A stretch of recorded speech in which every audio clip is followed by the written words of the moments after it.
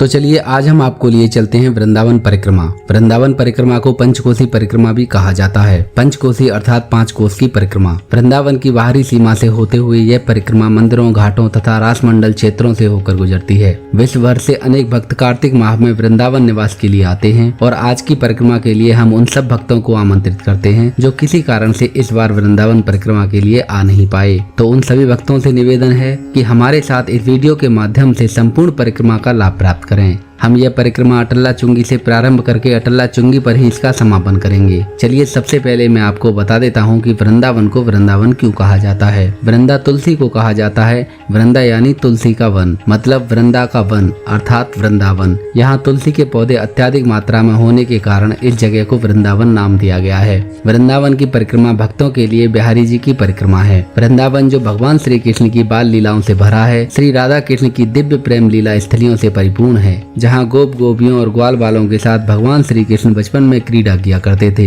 और जहाँ अनन्य प्रसिद्ध मंदिरों का संगम है, वो स्थान वृंदावन है। अगर कोई वृंदावन की किसी भी प्रसिद्ध स्थली से पैदल चलना शुरू करे और चलते हुए वृंदावन के सभी श्री कृष्ण लीला और पौराणिक स्थानों के चारों तरफ के मार्ग पर चलकर वापस उसी स्थान पर आ जाता है तो उसे वृंदावन परिक्रमा कहते हैं, जो पंचकोसी परिक्रमा है। इसे युगल सरकार राधा कृष्ण का एक मिश्रित रूप या साक्षात राधा कृष्ण की परिक्रमा भी कहते हैं। इसी रास्ते पर आगे गौरी गोपाल आश्रम है और थोड़ा आगे चलने पर मदन मोहना मंदिर है और उससे थोड़ा आगे चलने पर बांके बिहारी जी मंदिर है। अगर आप चाहें तो परिक्रमा कालिया घाट से या इस्कॉन मंदिर से शुरू कर सकते हैं। ना समझ में आए तो किसी वृंदावन वासी संत से या वहाँ के किसी निवासी से आप सहज ही पूछ सकते हैं। वहाँ के सभी निवासी बहुत ही सरल स्वभाव के हैं। वृंदावन परिक्रमा में आमतौर पर 2 से 3 घंटे लगते हैं। परिक्रमा पथ 10 किलोमीटर मतलब 6 मील का है। रास्ते में गुजरने वाले कुछ स्थान यमुना जी के तट पर मदन मोहना टेर, कालिया घाट, मदन मोहना मंदिर, इमली तालाब, श्रृंगार वट और केसी घाट, यमुना महारानी आदि, फिर शेष घाट, धीर समीरा, तटिया स्थान आदि हैं। सबसे पहले आपको वृंदावन परिक्रमा के कुछ नियम जान लेने चाहिए।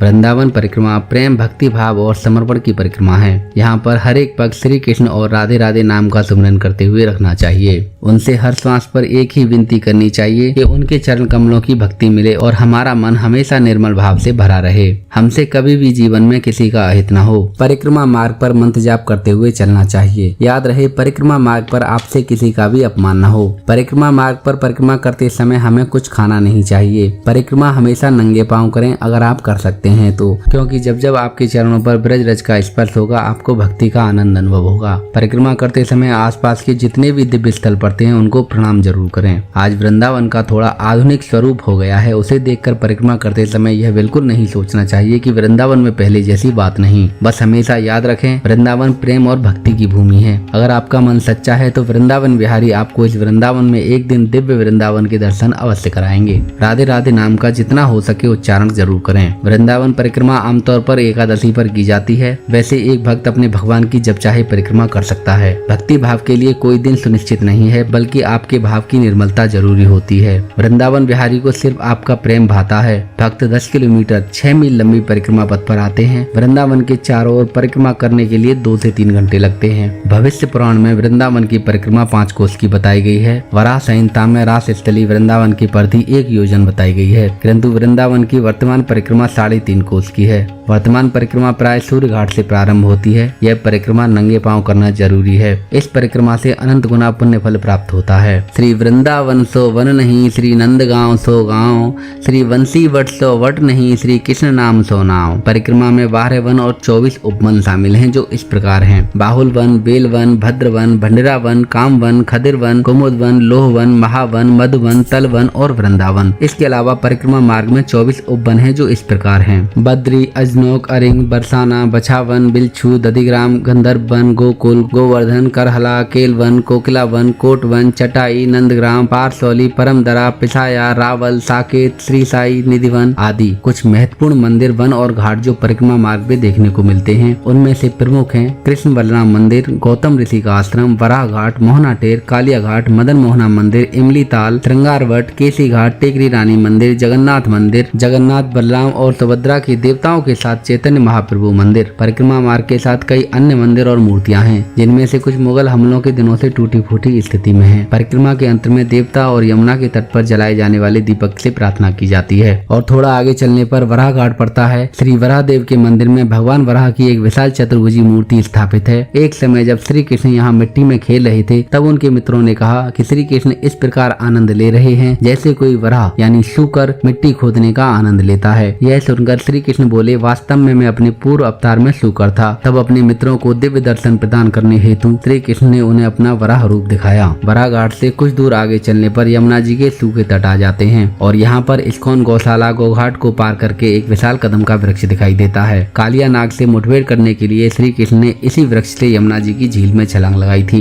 इस स्थान को कालिया हद कहते हैं। जब कालिया नाग का विषैला धुआं वृंदावन को नष्ट कर रहा था उस समय केवल यही वृक्ष जीवित बचा। कुछ लोगों का मानना है श्री कृष्ण के चरण कमलों का स्पर्श पाकर यह वृक्ष पुनः जीवित हो गया। कुछ अन्य पुराणों में कहा गया है भगवान विष्णु के वाहन गरुड़ जानते थे कि भविष्य में भगवान श्री कृष्ण इसी वृक्ष से यमुना में छलांग लगाएंगे और इसीलिए उन्होंने इसे जीवित बनाए रखने के लिए इस पर अमृत छिड़क दिया। इस बात का उल्लेख श्री कृष्ण नामक पुस्तक के 16वें अध्याय में मिलता है। कालिया नाग को हराने के बाद भगवान श्री कृष्ण कालिया के फनों पर नृत्य करने लगे। कालिया के मस्तक पर स्थित लाल मणि के प्रतिबिंब से यमुना जी के नीले जल में सुंदर बैगनी कांति छा गई। कालिया का दमन करने के बाद भगवान श्री कृष्ण ने इस झील के बारे में कहा, यदि कोई व्यक्ति मेरी इस लीला स्थली पर स्नान करता है और इस सरोवर के जल से देवता आदि को तर्पण देता है अथवा यदि कोई व्यक्ति यहाँ उपवास करते हुए मेरी पूजा एवं स्मरण करता है वह अवश्य समस्त पापों से मुक्त हो जाएगा। इसका उल्लेख श्रीमद् भागवत पुराण में मिलता है। थोड़ी दूर चलने पर श्रृंगार वट और चीर घाट आता है। यहाँ रास्ते में एक विशाल वृक्ष है जिसकी शाखाओं पर रंग बिरंगे कपड़े बंधे हैं। एक बार जब भगवान श्री कृष्ण गोपियों के साथ यहाँ स्नान करने के लिए आए थे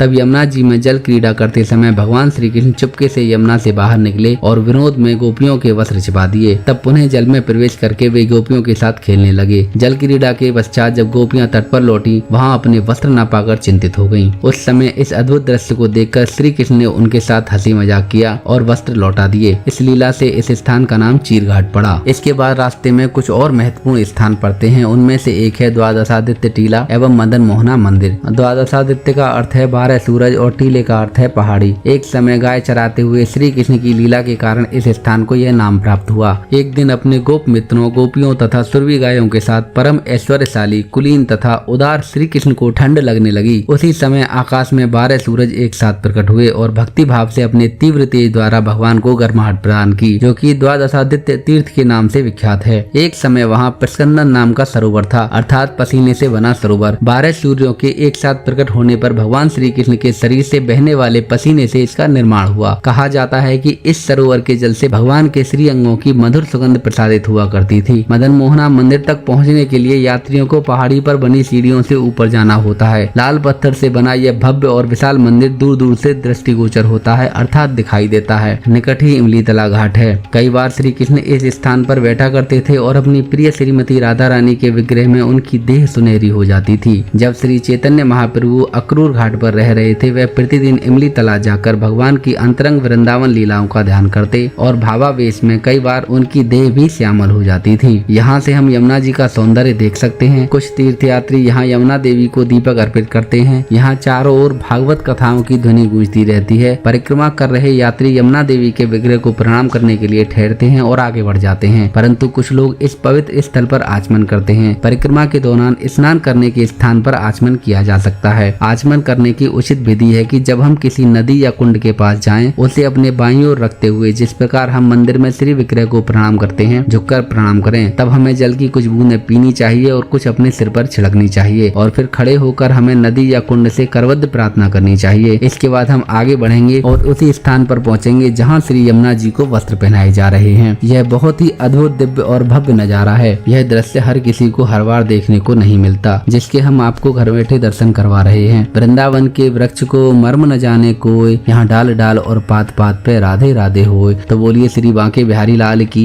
जय। तो आज की वीडियो को यहीं समाप्त करते हैं। मिलते हैं आपसे फिर किसी दिन फिर किसी अलग वीडियो में। वीडियो देखने के लिए धन्यवाद। आपका दिन शुभ हो।